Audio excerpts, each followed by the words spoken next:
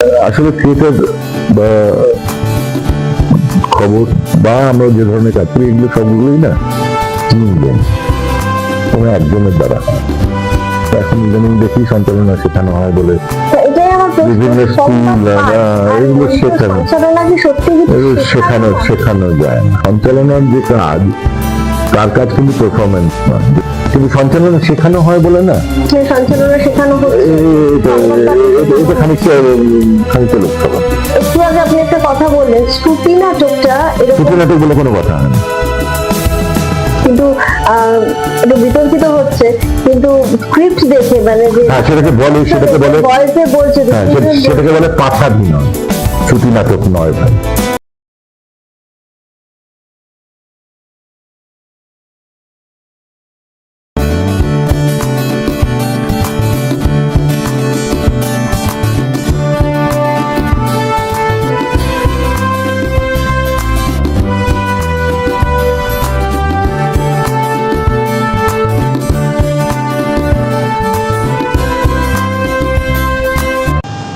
নমস্কার। তো ওনারা ছিলেন এবং মাধবী মুখোপাধ্যায়ের ছবিতে প্রথম কাজ করেন, মাধবী মুখোপাধ্যায়ের অনারে হয়েছিল। তো ওনারা ওই রকম সমস্ত ব্যক্তিত্বতা ছিলেন, তার পাশে আমার মতো নগণ্য লোক ছিল আর কি।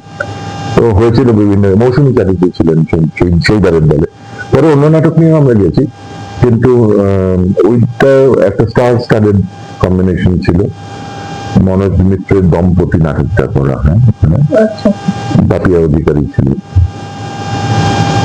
খুব ভালো, মানে বিভিন্ন শহরে, এবং এই যে দৌড়ে বেড়ানো বিভিন্ন শহরে, আমেরিকা একান্ত, মানে ওয়েস্ট কোস্ট থেকে ইস্ট কোস্ট, আবার ওয়েস্ট কোস্টে ব্যাক, এরকম করে অনেকগুলো জায়গায় শো করা, খুব মজার অভিজ্ঞতা। নানা রকম হয়েছে আর কি।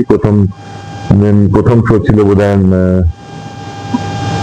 প্রথম শো ছিল মিনিয়াপোলিসে সম্ভবত, মনে পড়ছে না কোথাও একটা, অনেকদিন আগের কথা। তো আমি আমার কস্টিউমটার প্যান্টটা ওখানে ফেলে এসেছিলাম, ফোন টোন করে ওরা আবার ফেডেক্সে ওটা করে পাঠিয়ে দিয়েছিলেন। এইসব ঘটেছিল আর কি। ক্যান্সার সিটিতে ছিল প্রথম নাটক। সেখানে শ্রেয়াও গান গাইছে, শ্রেয়া গান গাইবে, তারপরে আমাদের নাটকটা হবে, এরকম একটা শো ছিল, খুব ভালো। আমেরিকা বলে বিষয় নয়, আমেরিকা বা ইংল্যান্ড এটা বলে বিষয় নয়। আমি একটা জিনিস বিশ্বাস করি, যে হাততালির আওয়াজ না পৃথিবীর সব জায়গায় এক।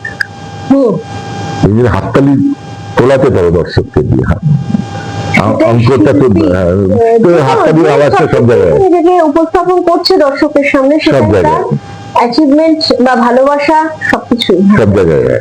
সুতরাং আমি কোথায়, আমি আমেরিকায় কোনোদিন যাইনি, তাতে আমি শিল্পী হলাম না তা নয়। কিন্তু আমি আমার কলকাতাতে বসে যদি আমার নাটকে পা রাখা মাত্র দর্শক হাততালি দেয়, তাহলে আমি ওখানে ওটাই বড়, ওটাই পাও না। কোনটা বেশি করতে ভালো লাগে, সংবাদ পাঠ, মঞ্চ সঞ্চালনা, নাটক? না, সবগুলোই পেটের জন্য করতে হয় তো, সবগুলোই ভালোর জন্য, সবগুলোই ভালো লাগে। মানে সংবাদ পাঠটা এখন আর আমি করি না, এখন আমি মোস্টলি ইন্টু থিয়েটার অ্যান্ড ওটিটিতে অভিনয়, লোকের দেখতে হইতে চলতে সিনেমা এবং ওয়েব সিরিজ, এই দুটোতেই কাজ মূলত করছি এখন বেশি। সংবাদ পাঠটা এখন খানিকটা পিছন দিকেই চলে গেছে। তবে টেলিভিশনে দেখে মনে হয় যে ভালোই হয়েছে, মানে এখন ওই রকম চিৎকার করে বা ওইরকম ভাবে খবরটা পড়তে বললে আমার সঙ্গে পরিচালন বর্গ যেরকম আগেও মতবিরোধ হতো, অনেক ঝগড়া লেগে যেত, তার থেকে ঠিক আছে, এই ভালো। তবে হ্যাঁ, একটা ওই রকম লাইভ করার, যে কোনো জিনিস লাইভ করার মধ্যে একটা মজা থাকে। লাইভ করছি, তার লাইভের মধ্যে নানা রকম ঘটতে থাকে, যেটা দর্শক দেখতে পায় না, নানা রকম কিছু ঘটতে থাকে। ইয়ার পিছে যে যুদ্ধ হয়, যে করে সে জানে।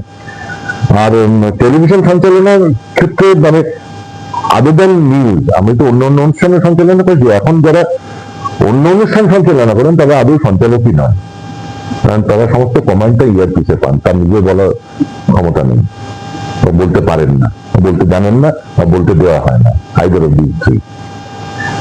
সুতরাং সঞ্চালক হবে যে যিনি নিজে প্রত্যুৎপন্ন মতিত্ব দিয়ে কথাটা বলতে পারবেন, সে টেলিভিশনে হোক বা মঞ্চে।